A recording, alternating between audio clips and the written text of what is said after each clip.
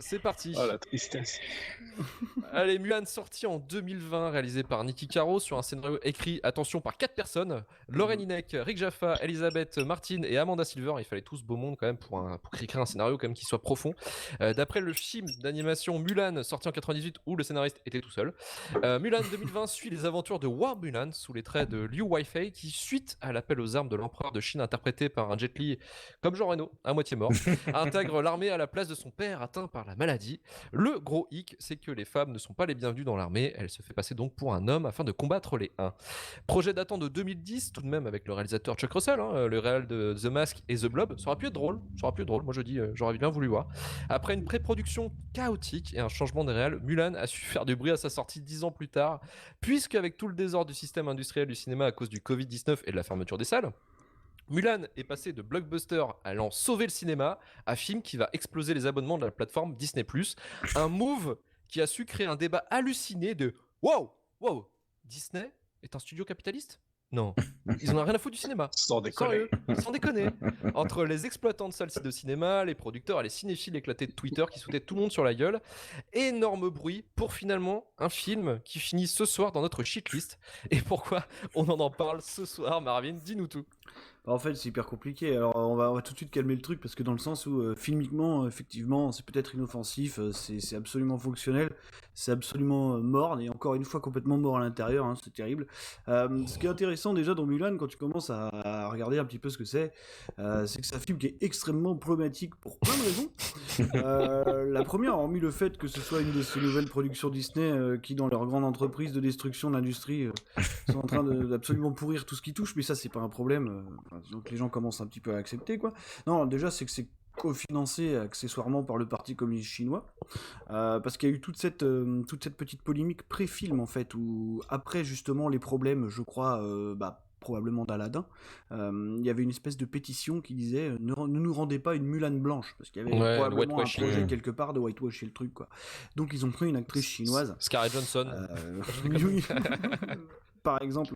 Donc ils ont pris une actrice chinoise, alors je sais pas exactement si elle est totalement chinoise d'origine. Si. Elle a turbo-blinde chinoise. Elle est turbo-blinde chinoise au point où... Américaine aussi. Peu de temps sino-américaine. Hein. Ouais, sino-américaine.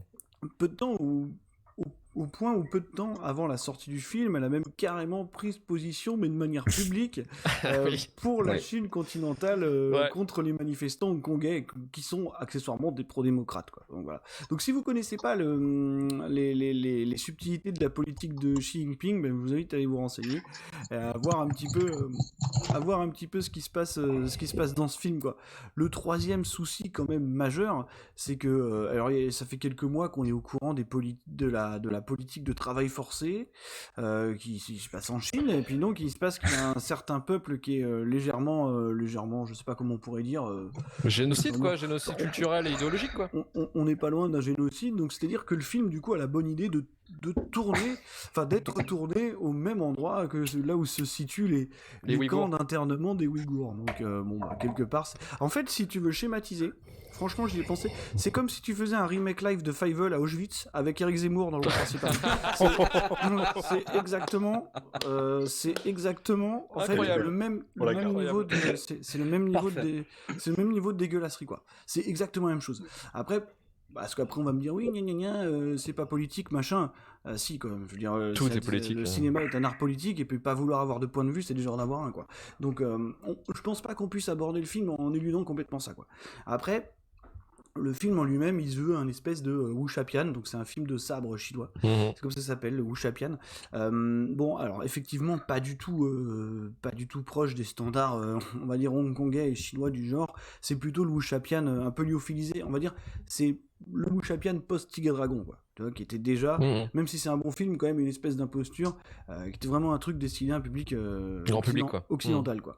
Donc voilà, le film prend un petit peu cette base-là pour nous raconter l'histoire d'un vrai personnage folklorique qui s'appelle Hua Mulan, donc une espèce de libératrice qui, encore une fois, c'est un peu ironique puisqu'on parle d'une histoire de libératrice sur les lieux d'un génocide en cours, quelque part.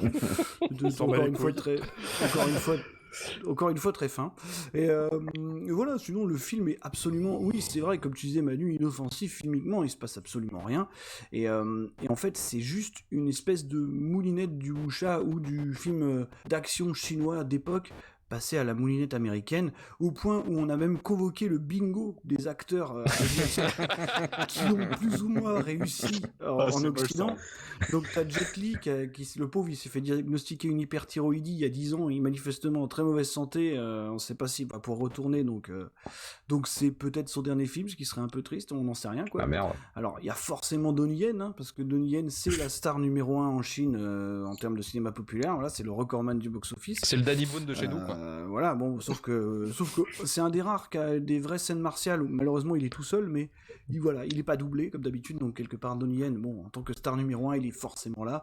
Il y en a plein d'autres, t'as Gong Li, t'as Cheng Pei Pei aussi, qui est une actrice très connue, puisque c'était celle qu'ils appelaient la reine du wuxia-pian, hein, c'est la première vraie héroïne féminine. Elle fait le rôle de la marieuse d'ailleurs, ce qui est un truc un peu ironique, bizarre comme choix, quoi. Mais voilà, donc le film est sinon pas très beau, encore une fois, beaucoup de fond vert pour le coup, des scènes de combat qui sont quand même extrêmement plates. Pas beau. Faut bien le de fond vert pas beau pour un film de sabre, pour un film qui est quand même à 50% chinois, hein, c'est quand même un film où la majeure partie des gens sont doublés en permanence, donc non mais je veux dire, on parle quand même d'un cinéma qui s'est développé un petit peu dans la réalité de ce qu'il filme, quoi. Ce qui est quand même un peu dommage, et c'est ça qui est terrible en plus, c'est parce que et juste pour finir aussi sur l'extra diégèse, c'est que tu parlais tout à l'heure des 4 scénaristes, et dont un script doctor, hein. Dans les 4 scénaristes, on a 2 qui sont des militantes en fait reconnues je crois que de la guilde américaine des scénaristes. Donc qui sont plutôt des femmes qui sont pro-empowerment, tout ça. Donc qui sont principalement en fait ramenées là, instrumentalisées par Disney pour ça. Voilà. Notamment la réalisatrice aussi. Voilà, Niki Caro évidemment, qui sont en fait des représentantes d'une espèce de vague féministe du cinéma d'action. Ce qui malheureusement, quand on regarde le contexte de production du film, est pas très très cohérent. Ce qui veut dire que tout le monde est corruptible au final, et c'est bon. Non mais c'est vrai, parce que mais c'est le pouvoir de Disney. Disney il sait tout faire. Voilà. On a tous un prix. On a un scénario. Ça sera la morale. On a un scénario qui glorifierait l'empowerment et la libération des peuples, donc sur le lieu d'un génocide, ce qui est fantastique. Et sinon, je suis sûr qu'on peut trouver le moyen de te faire une pub pour Blue, tu vois. Oui, je pense qu'on peut vraiment le faire. Et d'ailleurs, peut-être que le Blue Yeti a été construit par des Ouïghours, ce qui créerait quelques problèmes. Mais jusqu'au bout. Oh là là. Ceci étant dit, c'est un film autour de ça qui a pas grand-chose à raconter, qui a pas grand-chose à montrer non plus. C'est dommage parce qu'il y a quelques scènes que je trouve qu'auraient pu, c'est un peu perdu dans le marasme, être un peu galvanisantes.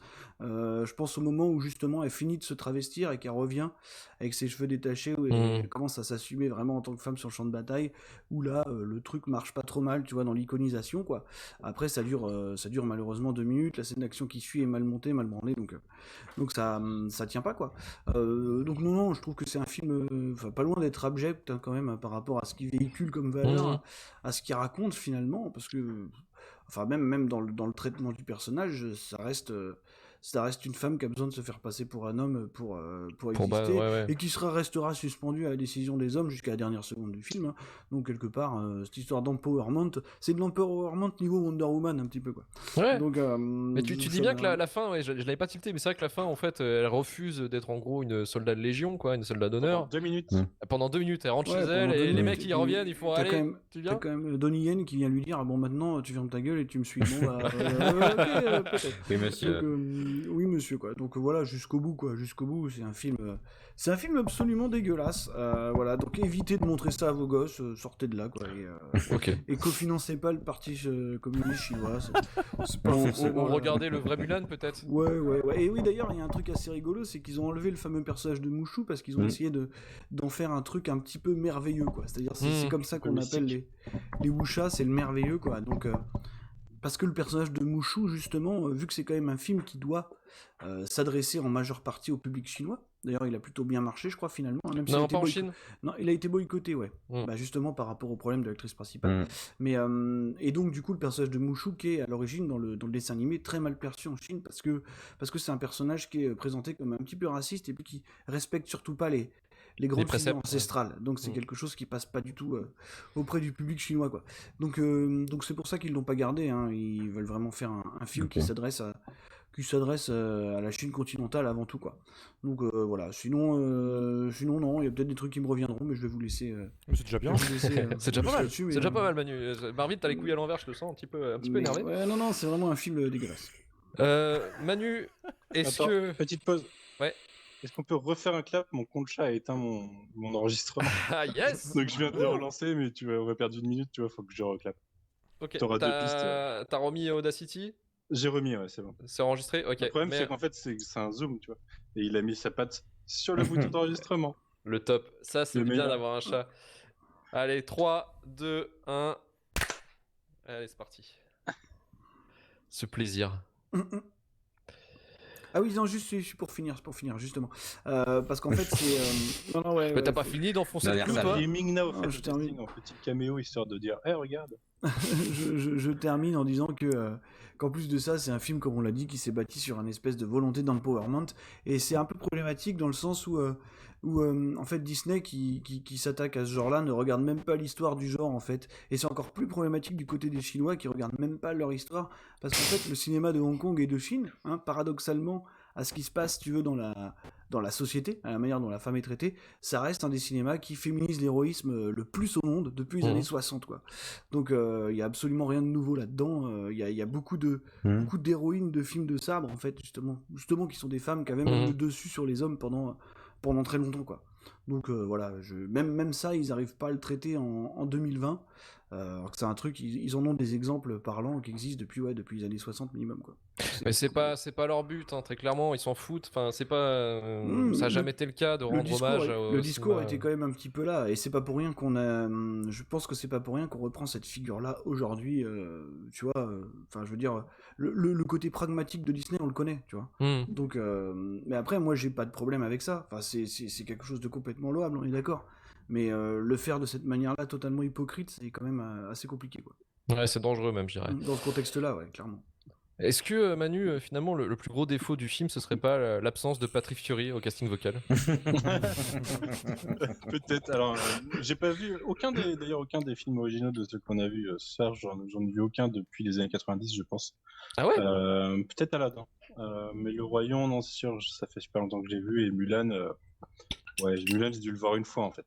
Ok. Donc la version originale, j'y suis pas forcément spécialement attaché, quoi. J'en ai pas un souvenir énorme. Je me souviens de l'histoire, mais voilà. Donc Patrick Fiori, non, je m'en tape un peu, mais un peu comme. Putain, quel salaud, quoi. Un peu comme le film s'en tape de Patrick Fiori aussi, finalement. Sûrement de Patrick Fiori, mais j'ai envie de dire aussi probablement du cinéma asiatique.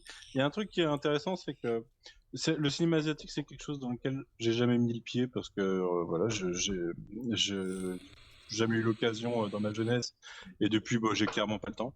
Donc c'est quelque chose que je maîtrise pas du tout. Sauf que j'ai absolument pas été perturbé par ce film, étant donné que c'est purement un film occidental qui me tient occidental. Il a absolument rien de l'Asie. Tellement. Ah ouais, avec un skin asiatique, ouais. Exactement. Je m'attends un peu la même pour Shang-Chi bientôt. Hein, on va pas se mentir. Il y a un risque. Et perso, c'est le premier que j'ai vu dans les trois. J'ai trouvé ça moins pire que ce à quoi je m'attendais. Honnêtement, je m'attendais à quelque chose de vraiment très nul. Et comme je le disais tout à l'heure, je l'ai trouvé inoffensif. Je me suis globalement fait chier parce que là où j'attendais le film, personnellement, à la rigueur, c'était sur du spectacle. Et j'ai pas trouvé le spectacle que je pense qu'on était en droit d'attendre. J'ai pas trouvé d'ampleur. J'ai pas trouvé le truc trop épique. Il y a 2-3 scènes d'empowerment qui marchent, quoi. Il y a des symboliques sympas, mais honnêtement, c'est pas du niveau de. Ça a totalement sa place sur Disney+.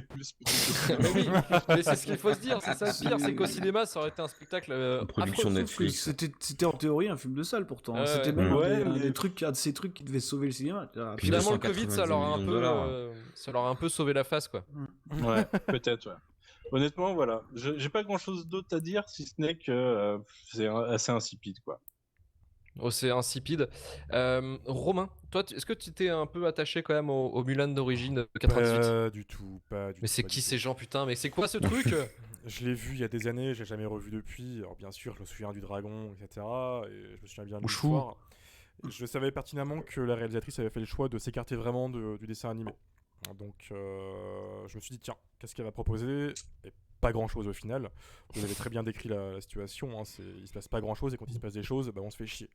Tu parlais du spectacle tout à l'heure, Emmanuel, qu'on était en droit d'attendre, et moi je pense que tu me vends un film Mulan avec un casting chinois, avec Donnie Yen principalement, Jet Li, je m'attends au moins à un parti pris sur les chorégraphies. Ouais. Et je me suis retrouvé face à la même situation que le Réveil de la Force avec le casting de The Raid.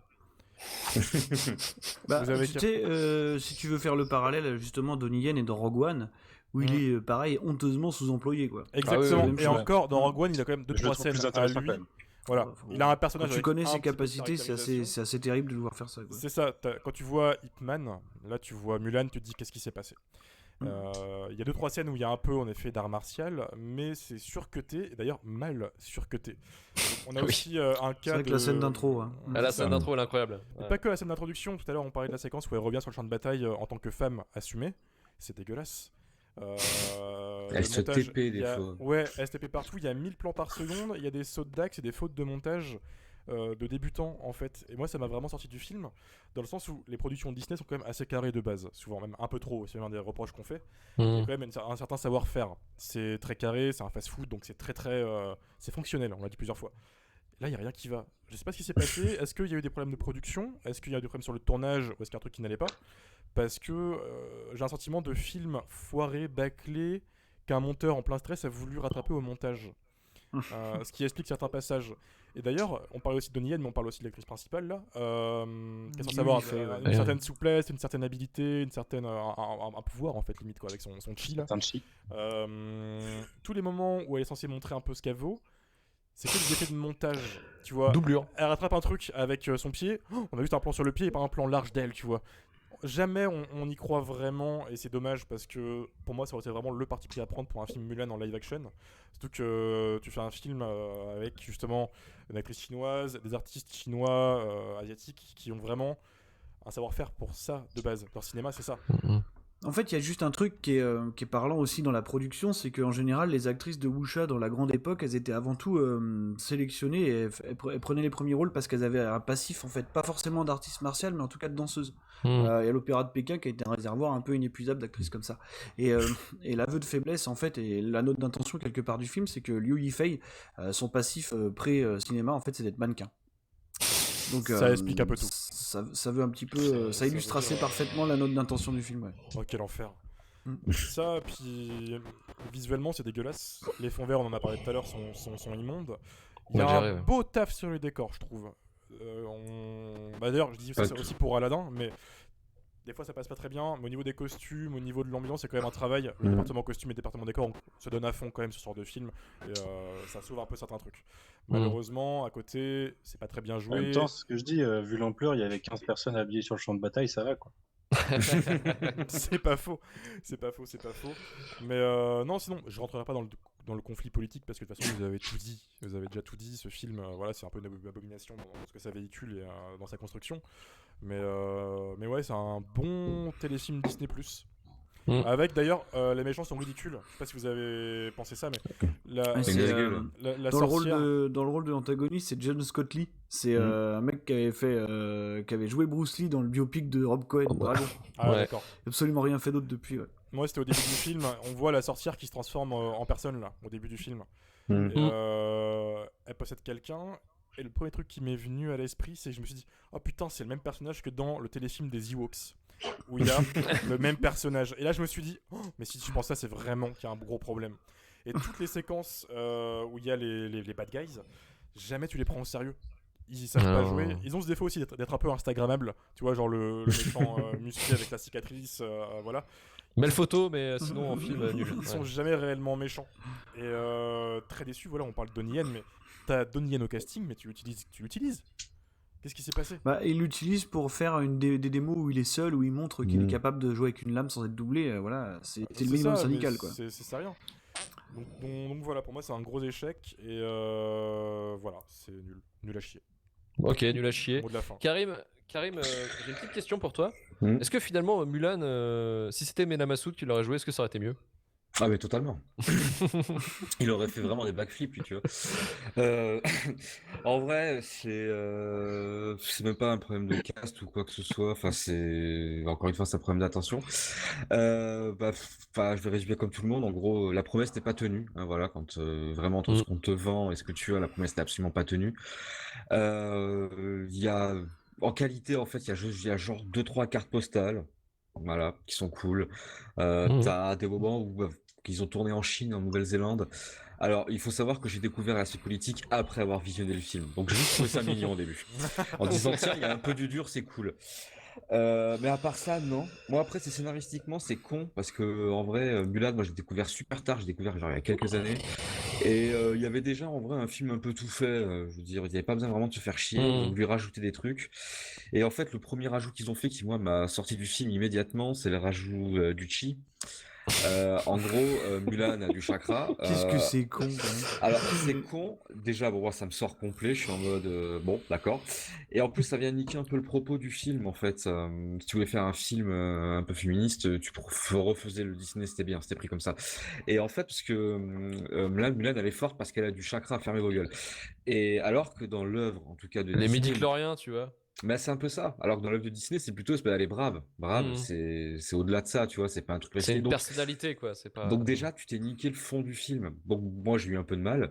Et puis ensuite, bah, c'est un film qui essaye de faire du wuxia et qui arrive pas. Et t'as l'impression qu'il y a tout le temps une casquette qui repasse en mode Murica. On coupe. Les fonds verts sont vraiment dégueulasses. Franchement, en 2020, c'est vraiment dégueulasse. C'est chaud. C'est con parce que des fois, ils alternent justement des moments où ils sont pas au bon endroit, mais c'est beau, tu vois. C'est la lumière naturelle, ce que tu n'y as. Et ils t'enchaînent souvent les méchants en mode Nazgûl, là, complètement caricaturaux, tu vois. Sans aucune personnalité Ouais. en plus, tu vois. Donc aucun zéro intérêt. La sorcière C'est est ça, tu fantastique. Ah, la Ouais, mais sorcière, pas- et pareil, il y a des personnages que je comprends pas.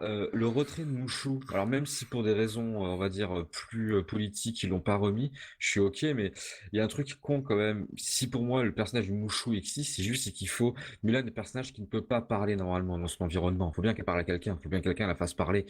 Mulan dans ce film, elle parle pas. Mm. C'est compliqué, c'est super compliqué, tu vois.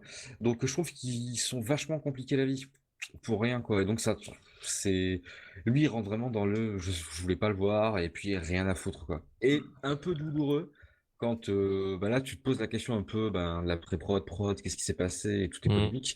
Ah putain, tu fais ouais, genre à la fin il y a un moment ils remercient, tu sais la communauté, j'ai pas le nom, désolé. Mais là où habitent les Ouïghours, ouais. En fait, Voilà, ouais. c'est là tu Merci. fais ouais, c'est Merci amer. beaucoup. Ouais, Merci les gars, ouais, j'espère que vous tenez bien dans les camps. Super. ça fait très top. américain, tu Bisous. vois. Ah, L'appropriation. Ah, abonnez-vous. c'est chaud. C'est Moi, bien. je te trouve gentil, tu dis que le film trahit son propos, c'est déjà que tu as trouvé un propos. Non, mais J'ai en plus de l'impression que ça- le film lance plein de pistes et se contredit lui-même. Moi, enfin, dans les dialogues entre Mulan et Fali, du coup, la méchante sorcière, Ouais. il y a clairement un propos féministe. Je trouve qu'il y a aussi une critique de l'exclusion homosexuelle ou des choses comme ça. Il y a des trucs qui sont tentés, mais derrière, on lui colle une Après, relation hétérosexuelle classique. Vas-y Marvin. Ouais. En fait, il y a un truc, c'est que en plus de ça, c'est une histoire dont personne ne sait quoi faire. L'histoire de Mulan, en fait. Salut Plume Noire. En théorie. Personne ne sait quoi en faire parce que ouais, Mulan, c'est un personnage folklorique, comme on disait, qui s'est accompli en tant que femme sur le champ de bataille, mais dans la légende, elle est toujours restée déguisée en homme. À aucun moment en gros, à aucun moment elle enlève son travestissement, on va dire, quoi. Parce que ça reste un personnage chinois, faut pas déconner. Tu peux avoir des icônes féminines, mais il faut qu'elles se travestissent. Ça a toujours été le cas dans le wuxia. Tu devais te faire passer pour un homme, donc c'est une histoire qui est déjà hyper compliquée à adapter, on va dire, de manière romantique, quoi. Parce que tu peux pas représenter ça comme ça à l'écran. Et le dernier truc qui est quand même vachement dérangeant par rapport à ce que le film essaie d'être, parce que ça reste quand même un film qui se voudrait un film d'arts martiaux. Je pense, hein, puisque ouais. ça fait partie, le wuxia, c'est le premier genre d'arts martiaux de l'histoire de Hong Kong. Hein. Avant le film de Kung Fu, il y avait le wuxia. Et en fait, il y a un truc qui est hyper important dans les films d'arts martiaux, justement, vous parliez tout à l'heure de chorégraphie. C'est-à-dire qu'il y a des directeurs des combats. Ce sont des gens qui assistent aux réalisateurs, qui font quasiment 50% du travail, quoi, qui dirigent toutes les scènes de combat, qui prennent les caméras, qui font le montage des scènes de combat, qui font la photo, qui ont vraiment un boulot qui est équivalent à celui du réel. Et il n'y en a pas sur Mulan. Il y en a pas. Il y a des stunts. il y a des stunt coordinators qui sont des Américains, ce qui Ouais. est quand même un problème déjà par rapport à ce que le film voudrait véhiculer, quoi. Parce que le truc le plus important dans un film d'arts martiaux, bah c'est les arts martiaux, quoi. Et là, clairement, c'est n'importe quoi. Enfin, voilà, il y a aucune scène, il y a aucune scène qui tient la route, il y a aucune scène sans doublure. Ce qui est pareil, ce qui va complètement à l'encontre du principe des cinémas d'Asie, quoi.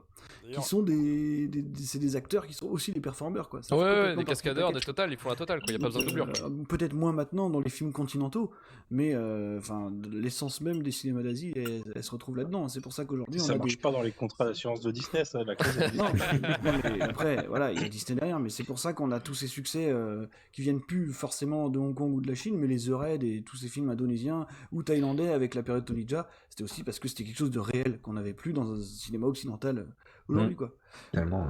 D'ailleurs, j'ai trouvé, ils ont essayé de refaire The Raid au niveau des plans, tu sais, la caméra qui se tourne d'un coup. Bien sûr. J'ai fait The Raid 2. J'ai Ouais, fait putain, c'est ils ont ça. vu The Raid 2, quoi. Mais Sans en le fait, talent. c'est ça le talent. Voilà, c'est mal foutu en plus. C'est juste pour courir sur des murs, quoi. C'est un truc de D'ailleurs, ouf. Marvin, tu disais qu'on n'y croit jamais vraiment, mais il y a un truc moi, qui m'a aussi un peu choqué. Je vais revenir sur la comparaison entre l'animation et le réel.